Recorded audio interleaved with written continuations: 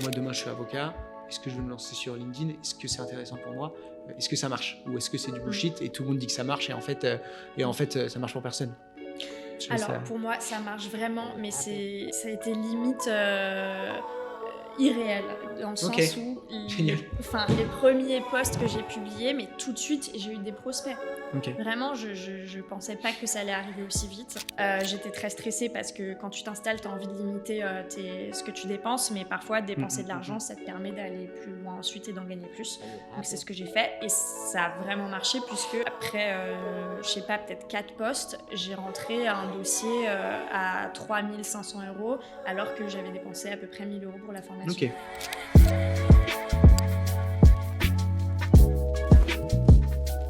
Donc Alizé, bonjour. Bonjour Louis, Enchanté. enchantée. Donc bienvenue dans... Alors on ne sait pas encore ce que c'est un format qu'on lance chez Orama.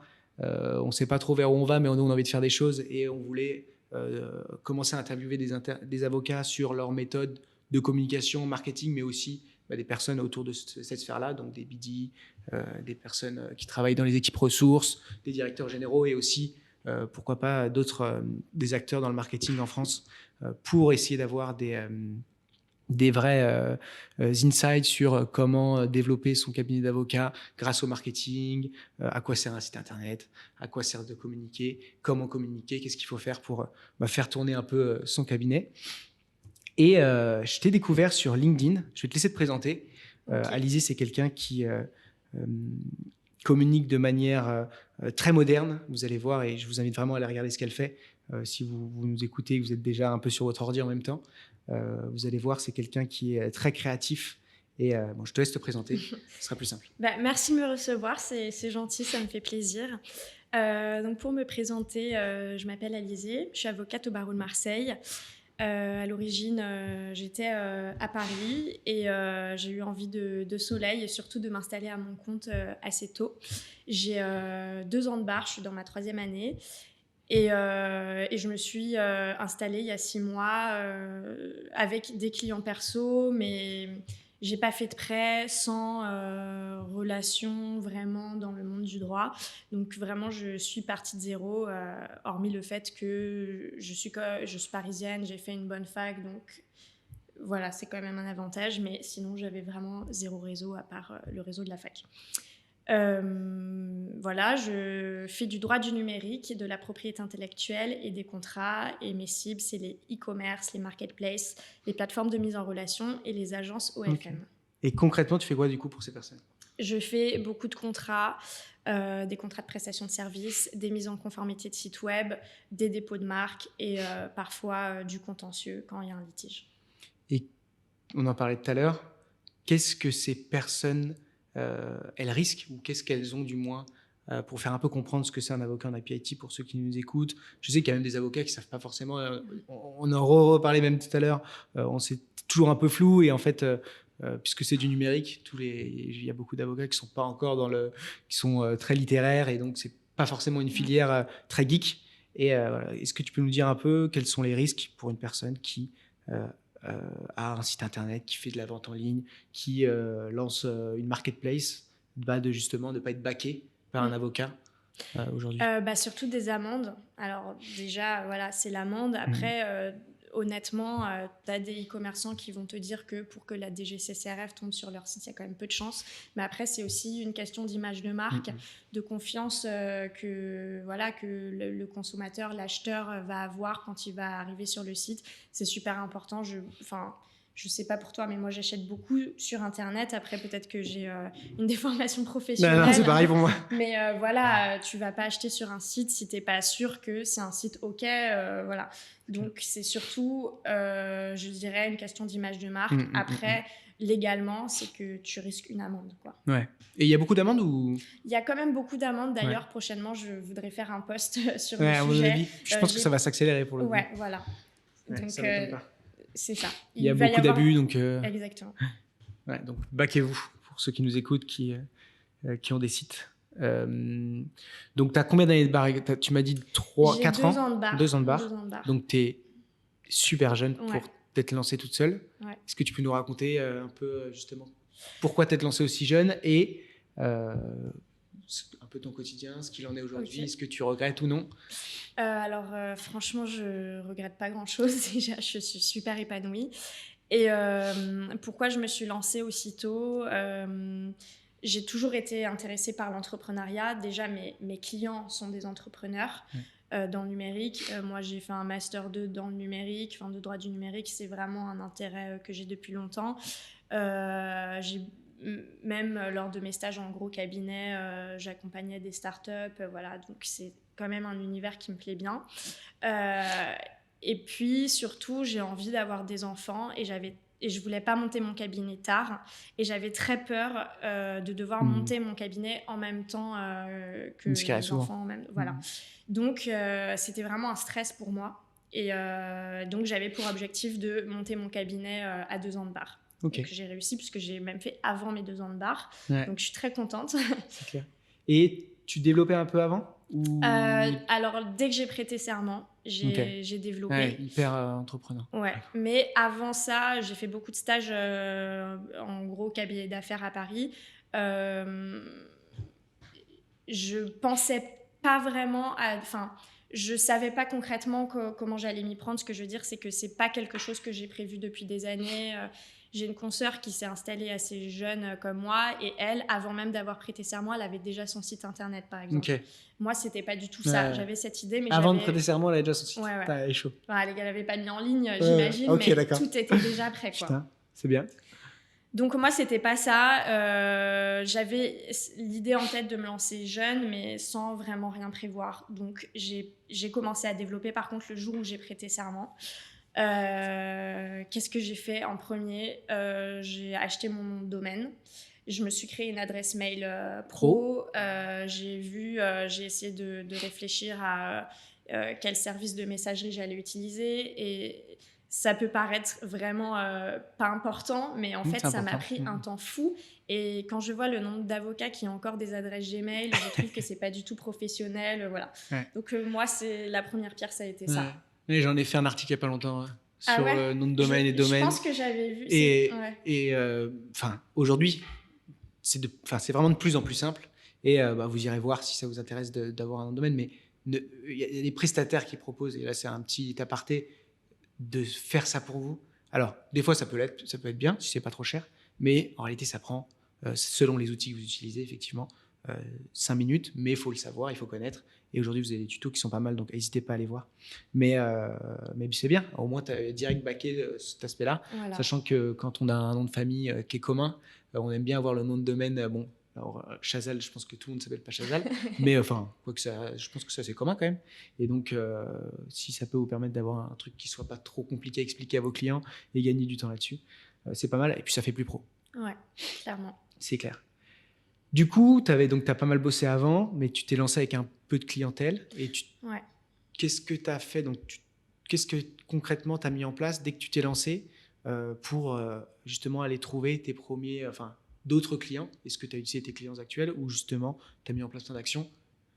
On va en parler après de LinkedIn, etc. Mais voilà, plutôt déjà parler chronologiquement de toi, ce que tu as mis en place pour inspirer d'autres qui voudraient faire la même chose. Ok. Première étape, j'ai fait mon nom de domaine. Après, j'ai fait mon site moi-même. Ouais, bravo. Merci.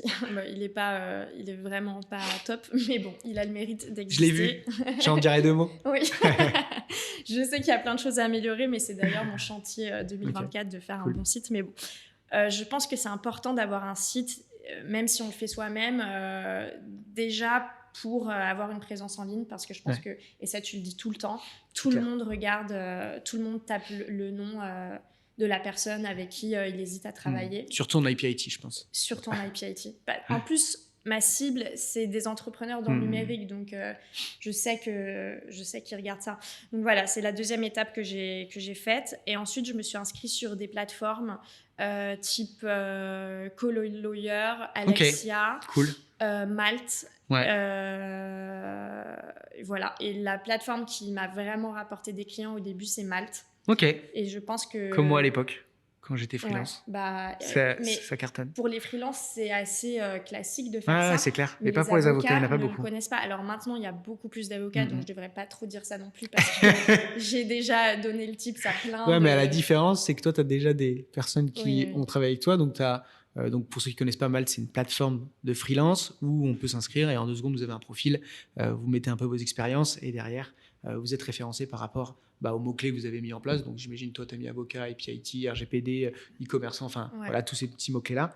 Et derrière, on peut vous contacter, on vous propose des missions. Le gros enjeu de ce type de plateforme, c'est si vous êtes le premier et que vous avez des bonnes notes, vous allez être le premier référencé, un peu comme Google Maps, un petit peu comme toutes les applications où il y a de la notation qui rentre en jeu. Et donc, ce qui est bien là, c'est que tu as pris une longueur d'avance parce que tu as déjà quelques notes. Ouais. Et pour avoir travaillé avec Malte, moi, il m'a fallu 4-5 notes pour vraiment sortir du lot. Et très vite, en fait, on me proposait Ouais. des missions de manière assez régulière, quoi. Ouais. Moi, Cool. je travaille plus trop avec Malte aujourd'hui, Mm. mais parfois j'ai quand même des gens qui prennent rendez-vous sur mon calendrier ou qui m'envoient un mail Via Malte. et je me rends compte qu'ils m'ont connu Ok. sur Malte parce Ah, qu'on génial. en parlera après, mais je traque beaucoup d'où viennent mes Ok. prospects. Ouais, très bien. Et donc je vois que parfois ils viennent de Malte alors qu'ils ne me contactent pas sur Malte. Ok. Mais donc, Ouais, bon, ils mettent ton nom pour éviter parce que du coup Malte prend une Mm. commission et donc si on pourrait éviter la commission, c'est clair que ça peut être pas mal. Donc voilà, ça c'est ce que j'ai fait. Et puis après, quand je me suis installée, j'ai commencé à publier sur LinkedIn et ça m'a vraiment fait accélérer. Ok. J'ai intégré un réseau d'affaires. Enfin, je sais pas si tu veux qu'on détaille après. Si, carrément, mais on peut parler de LinkedIn déjà. Donc Alizée, si vous regardez un petit peu ce qu'elle fait, et c'est un très bel exemple en matière de communication, c'est que quand elle parle sur LinkedIn, elle parle à des humains. Et elle est Enfin, elle rend les choses claires, il y a un peu d'humour, les visuels sont sympas. En fait, moi, je regarde souvent des marques qui communiquent, je trouve très bien, type Peppers, etc. Et je trouve que ça ressemble un peu en matière de communication. T'es une avocate, donc c'est du sérieux, mais tu arrives à rendre les choses claires, tu illustres beaucoup. Donc je te laisse en parler un petit peu, savoir si la question, en fait, c'est est-ce que moi, demain, je suis avocat, est-ce que je vais me lancer sur LinkedIn, est-ce que c'est intéressant pour moi, est-ce que ça marche, ou est-ce que c'est du bullshit et tout le monde dit que ça marche et en fait, ça marche pour personne. Alors, pour moi, ça marche vraiment, mais ça a été limite irréel, dans le sens où les premiers posts que j'ai publiés, mais tout de suite, j'ai eu des prospects. Vraiment, je pensais pas que ça allait arriver aussi vite. Donc vraiment, pour moi, ça marche. Après, je pense que c'est particulièrement adapté à ma cible, qui est très présente sur LinkedIn. Mais en soi, donc la consoeur dont je parlais tout à l'heure, qui s'est installée tôt aussi, elle fait du droit de la famille. Et elle me disait, je lui disais, il faut vraiment que tu publies sur LinkedIn. Et elle m'a répondu qu'elle ne pensait pas que c'était adapté à sa cible. Elle faisait du droit public pour... Elle fait du droit de la famille. Droit de la famille. Donc, en fait, tout le monde a des... Enfin, il y a des dirigeants d'entreprise qui sont mariés. Ils vont peut-être même avoir des... il faut que divorcer, les dirigeants d'entreprise. Puisqu'ils n'ont pas le temps. Du patrimoine à liquider. C'est super intéressant. Ouais, c'est clair. Donc, en soi, pour moi, c'est adapté à tous les avocats. Franchement, en fait, si vous cherchez à toucher des gens qui ont des portefeuilles moyens, ou des patrimoines, ou ce genre de choses, en règle générale, ils sont sur LinkedIn. Donc, c'est vrai que c'est un bon plan si on ne cherche pas à toucher monsieur et madame tout le monde, mais des cadres ou ce genre de choses. Et des cadres, c'est des personnes normales derrière. Donc, effectivement. Ok. Et c'est intéressant ce que tu dis parce que les dossiers que j'ai eus via LinkedIn, c'est des dossiers que j'ai bien facturés, où on n'a jamais négocié mes honoraires, vraiment il n'y avait pas de sujet. Parce qu'il a vu tes posts, il a trouvé ça intéressant, voilà. Donc en fait il se dit cette personne a de la valeur, elle propose des choses. C'est ça. Ils comprennent beaucoup mieux ce que je fais. J'ai aussi eu des prospects... Que sur Malte, ils te négociaient beaucoup plus. Ouais. Parce qu'après, c'est pas le même type de clientèle aussi. Sur Malte, bon, tu le sais, c'est vraiment early, c'est un projet d'entreprise, quoi, en général. Donc, ok. Donc, voilà. Et alors, pour vraiment du concret sur le côté LinkedIn, qu'est-ce que tu as fait? Tu as été ajouter un peu de monde ou tu as directement posté alors, j'imagine que la plupart des avocats, c'est le cas. Vous avez tous vos confrères, parce que forcément, vous avez passé 5 ans, voire 7 ans en études avec toujours des promos un peu différentes. Donc, au fur et à mesure, déjà, la première année, vous n'avez pas LinkedIn. Deuxième année, on a LinkedIn. On commence à un peu dans la plateforme, mais on a 50 abonnés. Et puis, au bout d'un moment, on invite tous ses copains. Donc, en fait, on sort de l'EFB avec que nos confrères. Donc, dès qu'on va communiquer, on va parler à nos confrères. Donc, en plus, il y a une peur de dire des conneries parce qu'ils sont tous savants. Exactement. Et donc, qu'est-ce que tu as fait, toi? Alors déjà, j'ai fait une formation pour publier sur LinkedIn pour les avocats qui s'appelle l'entraînement, mais elles ont arrêté. C'est une formation qui a été créée par des consoeurs. Ok, qui était leur nom peut-être. J'ai oublié, tout le temps des trous de mémoire. Les noms, je suis vraiment nulle en nom, je suis désolée. On passera, il y en a 10 000 autres maintenant des formations. Non, mais l'entraînement, comme l'entraînement, vous allez trouver très facilement si ça intéresse des confrères consoeurs. Mais elles ont arrêté ce bootcamp. En fait, c'était un petit bootcamp type ramène ta fraise, mais sur un mois. Et où elles m'ont expliqué les bases de LinkedIn. Après, je publiais pas sur LinkedIn, mais je suivais beaucoup de monde sur LinkedIn, donc j'avais compris comment ça fonctionnait. Et puis, je suis jeune, et donc je suis quand même... C'est pas trop compliqué pour moi, les réseaux sociaux.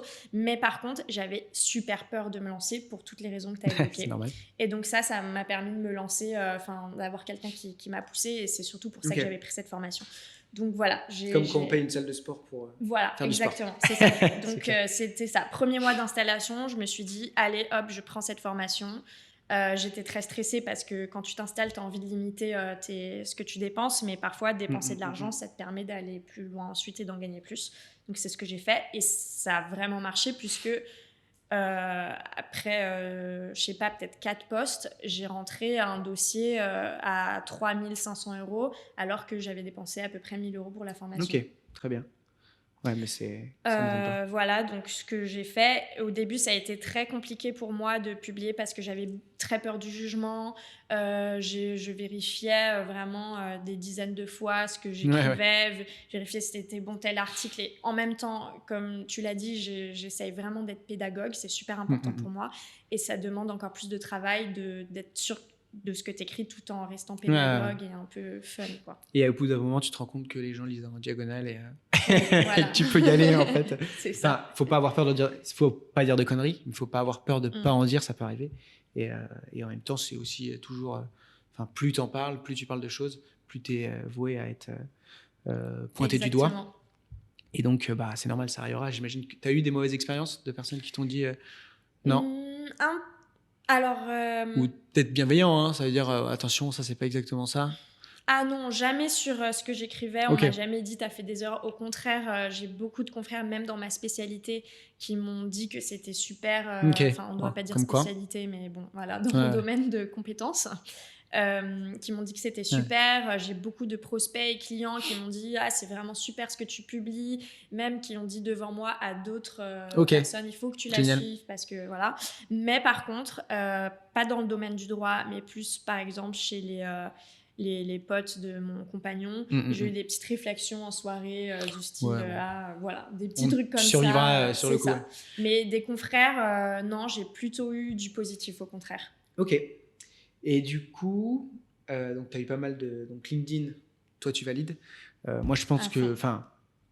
ce qui est bien, c'est que tu es sur une spécialité. Je pense que toutes les spécialités peuvent avoir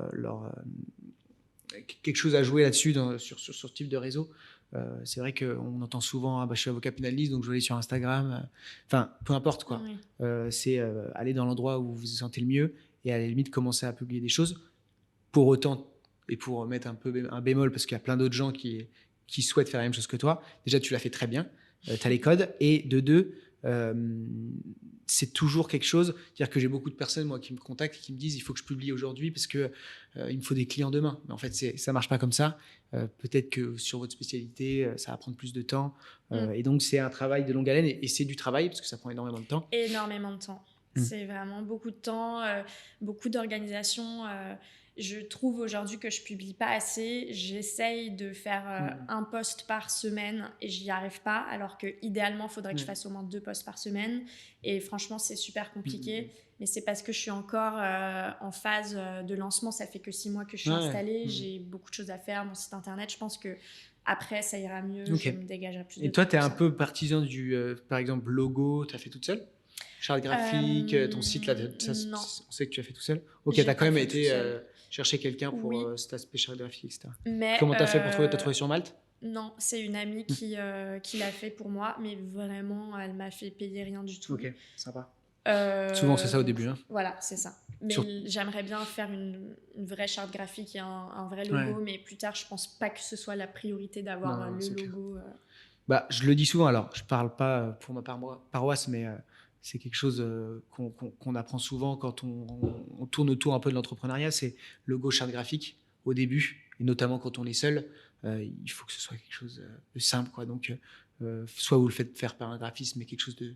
Il y en a qui veulent des chartes graphiques qui font 100 pages avec plein de règles, etc. Il ne faut pas s'embêter, un logo bien fait, des couleurs simples, juste pour se faciliter la tâche en matière de communication et création de visuels, etc. En disant, bah, je sais que ça, c'est ma couleur. Comme ça, je ne me prends pas la tête. Ce sera bleu azur et tous mes posts seront bleu azur. Et comme ça, voilà, vous gagnez du temps, quoi. Mais je ne pense pas que ce soit le gros du budget, pour le coup. Et du coup, tu as fait ton site toute seule. Tu as fait ça sur quoi ? Infomaniac, alors je ne jure que par Infomaniac. Je connais pas du tout. C'est pas connu, mais en fait c'est une société suisse RGPD friendly, open source. Limite un peu geek alors. Moi ? Comme tu me dis que tu veux. Mais la boîte en elle-même. Mais la boîte, oui. En fait, ils essayent d'être une alternative éthique à la suite Google. Donc, ils ont vraiment plein de services, un cloud, enfin, il y a tout. Et donc, ton adresse mail, c'est Infomaniac, à la base, oui, mais j'ai dû changer chez Microsoft parce que pour des raisons d'intégration avec d'autres outils. Dont, on pourra peut-être en reparler, mais Notion, Make... J'allais te poser la question de qu'est-ce que tu utilises comme outil. Mais bon, on peut en parler maintenant, tant qu'à faire. J'utilise Notion, Make, Calendly, mais j'aimerais passer chez Simply Meet Me. Alors, pour ceux qui ne connaissent pas, Notion, c'est un outil d'organisation qui permet... Alors, en fait, c'est tellement large comme type d'outil. C'est en fait, si vous avez du mal à vous organiser, que vous écrivez ça encore sur des papiers ou sur des notes ou sur des Word, voilà, c'est un drive, c'est un outil où vous pouvez faire des to-do list, c'est un outil où vous pouvez mettre des calendriers, un calendrier éditorial, un calendrier de gestion de vos clients, ça peut être un mini CRM, je ne sais pas si c'est le cas pour toi. Voilà. Dis-nous sur comment, tu peux un peu étayer sur ton utilisation de Notion. Oui, je vais pas redéfinir Notion, tu peux tout faire avec Notion, mais moi, vraiment, c'est mon deuxième cerveau. Il y a ma to-do, mes finances, mon calendrier éditorial. Toi, tu es quelqu'un de très organisé, tu nous l'as dit. Je suis hyper organisée. Et cet espace Notion, en fait, j'avais essayé de le faire seule, et en fait, c'est super compliqué, Notion, il faut se former. Et donc après, je suis passée par un freelance que j'ai trouvé sur Malte pour me mettre en place ce que j'avais en tête. Et en fait, je voulais des tableaux de bord interconnectés. Donc, si par exemple, je rentre, je dis que j'ai rentré telle facture, tel devis, je veux que ce soit connecté à mon client et ma mission dans mon CRM. Voilà, explique mieux si tu trouves que c'est non, mais pas c'est très bien. clair, C'est toujours CRM, il y en a qui savent même pas parce que c'est ce qui est normal. Hein. Mais c'est vrai que de plus en plus d'avocats s'y mettent. Nous, on a une aficionados de Notion chez Anomia qui est arrivée cette année. Et donc, il commence, je ne travaille plus là-bas, mais il commence à faire des missions de conseil Notion, ce qui est sympa, et qu'elle gère et tout. Et franchement, c'est super intéressant parce que on rentre dans une structure d'un cabinet où on comprend les process et derrière, on doit mettre en place des choses qui vont faire gagner du temps, effectivement des automatisations pour que l'information passe plus vite, etc. Donc que vous soyez un tout petit cabinet seul, ça peut très bien s'utiliser pour la vie personnelle, la vie pro, et que vous soyez une grosse boîte, c'est un bon outil pour faciliter le partage de l'information. Et pour parler d'un autre outil, tu utilises Make. Alors ça, je l'entends jamais chez les avocats, donc moi j'essaye je crée de plus en plus de tutoriels sur le sujet, et ça va arriver de plus en plus. Mais qu'est-ce que tu fais, toi? Qu'est-ce que tu automatises? Tu peux dire ça comme ça, c'est bon. Alors, déjà, j'ai fait la formation de Claire No Code. J'aimerais la mettre en valeur parce que c'est vraiment... oui, c'est vrai, j'avais vu, tu avais parlé sur LinkedIn. Elle est vraiment super claire. Et c'est son espace Notion après que j'ai utilisé parce que l'espace que le freelance m'avait fait, ça correspondait à ce que je lui avais demandé. Mais il y avait des choses qu'il n'avait pas anticipées. Et c'est normal, voilà, il a très bien travaillé, mais c'est pas ça. L'espace de Claire après que j'ai utilisé était vraiment beaucoup plus complet, et aujourd'hui c'est celui-là que j'utilise. Je crois qu'elle le vend 500 € et parfois il y a des réductions, et franchement pour moi c'est un super bon investissement au départ. Donc tu as pour expliquer, un espace, c'est finalement Notion, ça peut être une page blanche.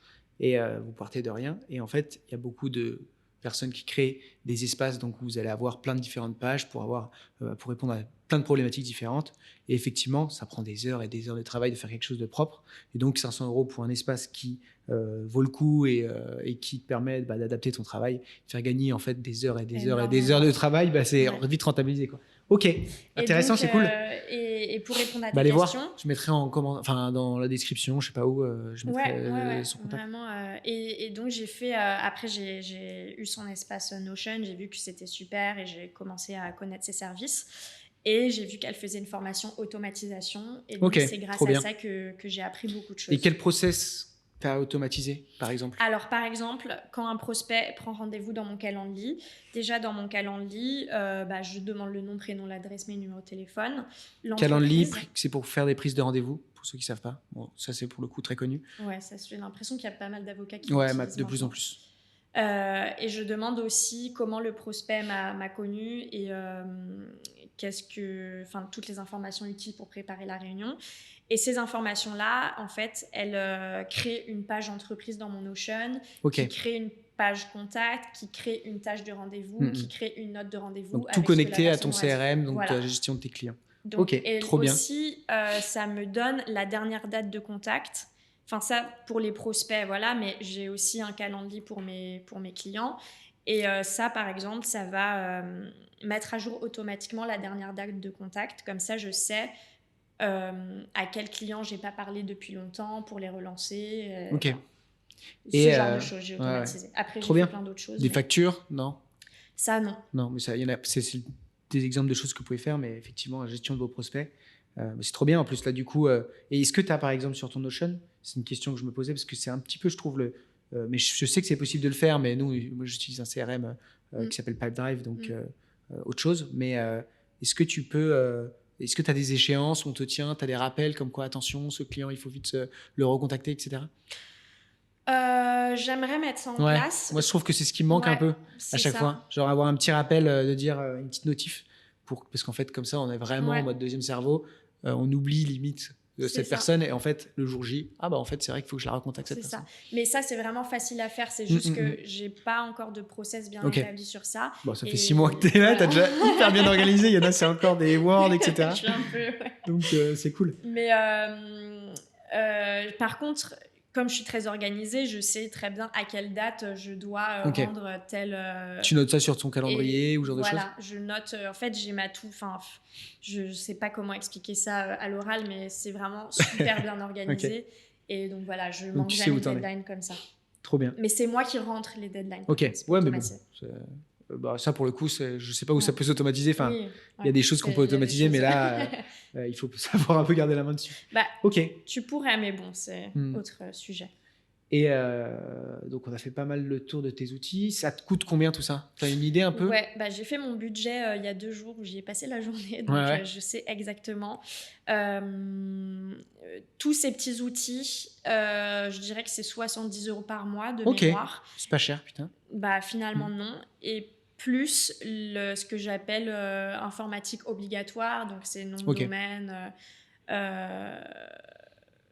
hébergement web, cloud. Ça me coûte, je crois, 30 € par mois. Ok, ça va. Donc, ça fait à peu près du 100 €. C'est ça en général. C'est pas énorme, en fait, pour le temps que ça te fait gagner. Non, c'est clair. Et surtout, ça coûte beaucoup moins cher que des logiciels comme Cécile ou voilà. Un petit balle perdue pour Cécile. Désolée. Non, mais c'est vrai que... Non, mais je suis assez d'accord avec toi. C'est quand il y a des grosses structures... En fait, il y a 2 types de personnes. C'est ceux qui vont accepter d'utiliser plein de petits outils et en fait qui répondent à des tâches de manière très précise. Et pour le coup, c'est le cas de Notion, c'est le cas de Calendly. Elles font une chose, mais elles le font super bien. Soit vous êtes plutôt, je veux un truc tout en un. Et il n'y a pas de bon ou mauvais choix. C'est juste le problème de l'un, c'est qu'on a plein d'outils, plein de mots de passe. Il y a peut-être plus de failles dans un sens, mais en même temps, au moins les choses, elles sont bien faites. Et derrière, les outils un petit peu, Cécile, Diapass, tous ces outils-là, c'est des machines de guerre, mais elles sont plus rugueuses. Forcément, ils font plein de choses, donc il ne faut pas le faire parfaitement. Et c'est un choix à prendre. Moi, je pense que pour les gros cabinets, c'est quand même pas mal d'avoir un ERP qui soit solide. Par contre, quand on est une plus petite structure, franchement, avoir plein d'outils, moi, je je trouve que c'est pas mal, c'est très start-up, mais ça permet d'aller beaucoup plus vite en matière de prod et de faire gagner du temps. Tu as un peu une idée de combien d'heures de travail ça te fait gagner ou Non, J'avais fait des honnêtement. petits calculs, moi, Ah bah, t'as réussi. je pense que je gagnais 3-4 jours. Enfin, en fait, ça me faisait tellement de choses que j'ai gagné facile 2 jours Ouais. de travail que j'aurais passé à faire des petits trucs ou alors qu'un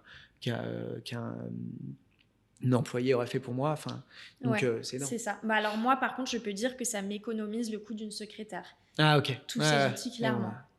Donc voilà.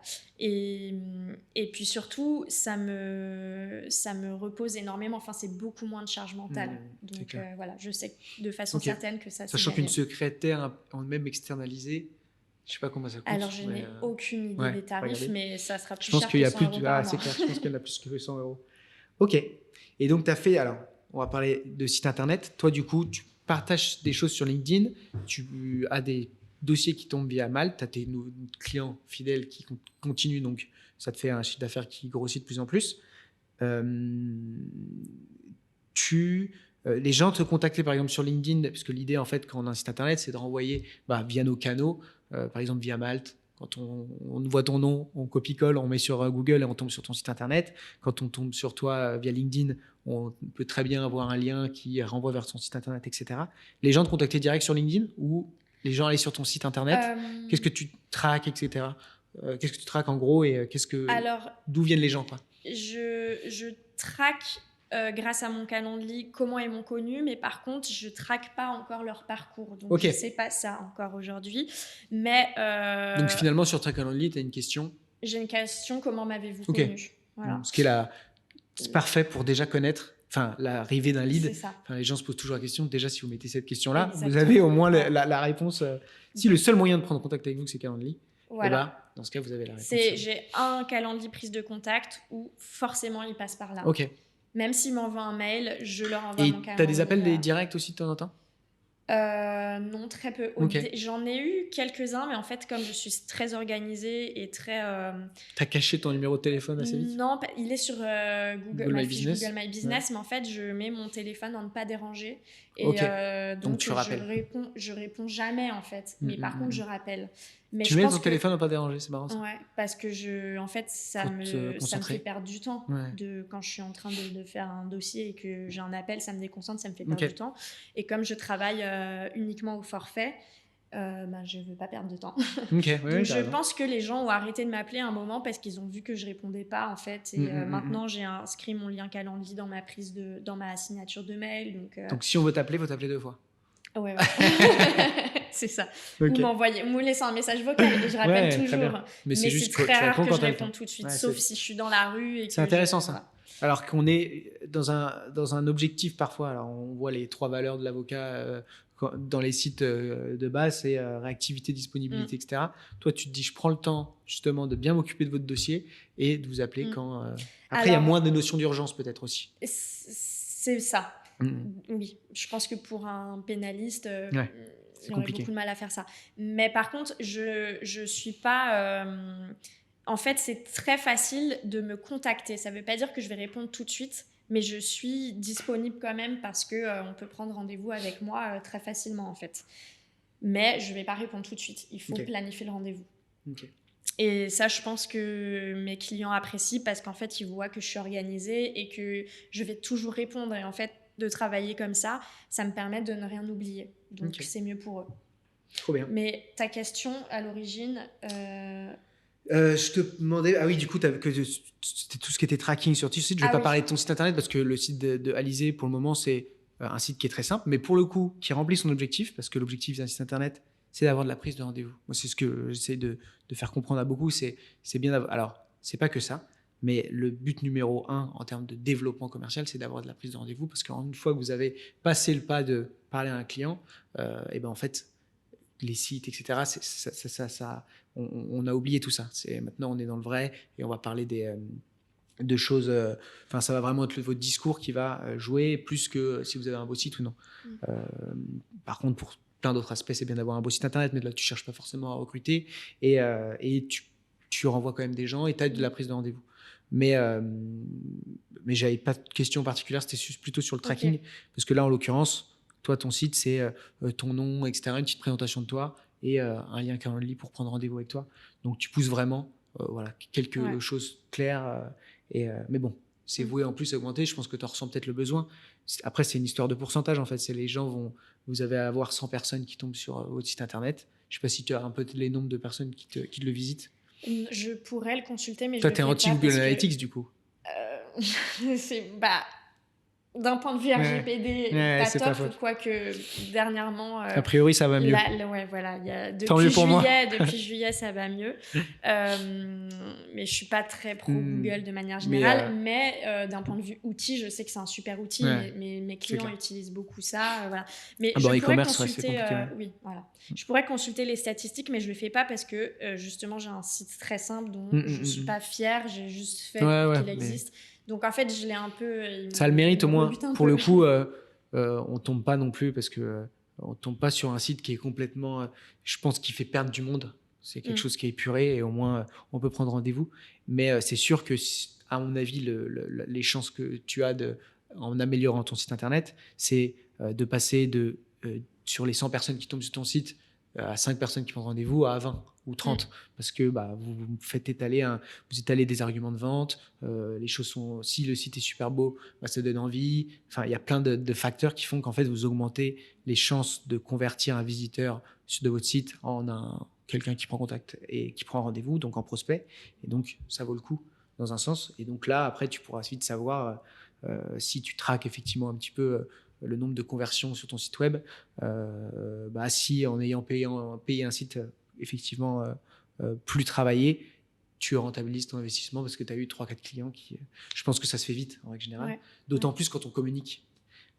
Mais bon, en même temps, là, tu es bien parti. Et si tu n'as même pas le temps de communiquer, dans un sens, il y a peut-être même une notion de recrutement qui commence à se jouer. Alors, des stagiaires, je ne sais pas si c'est des choses que si tu veux faire passer un petit message pour...